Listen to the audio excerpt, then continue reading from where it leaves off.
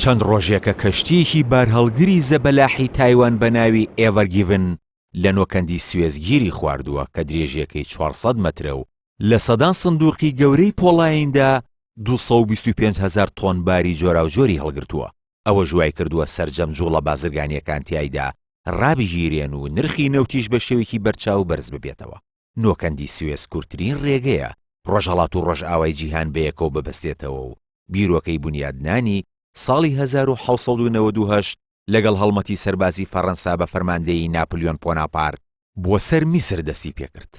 ئەرکی بەجێگەیاندنی پرۆژەکەش خرابۆ ئەستۆی ئەندازیار و سیاسەتمەداری فەڕەنسی فێردیناند دی لێسپێس کە لە مانگی 11 ساڵی 1869 تەواو کرا و لە سەردەمی خدیێوی ئیسماعیل بۆ یەکەم جار کرایەوە و بەهۆیەوە هەردوو دەریای سوور و سپی بەیەکەوە بەسرانەتەوە.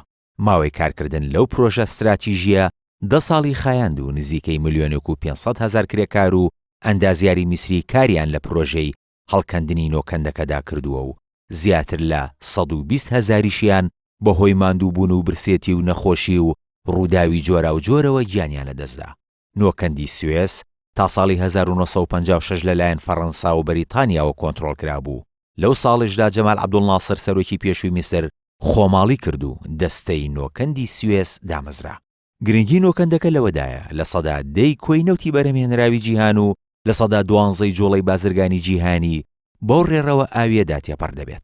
پێشتر دەبوایە کەشتیەکان بۆ گواستنەوەی بارەکانیان لە ڕۆژهەڵاتەوە بۆ ڕۆژئاوا یان بە پێچەوانەوە بە تەنیش کەناراوەکانی باشووری کیشوەری ئەفریقادا تێپەڕبوونایە کە ئەوەش ماوەیەکی درێژ بووە و تێچووەکەشی زیاتر بوو، بەڵام ئێستا ماوەکە زۆر کەمتر بۆتەوە.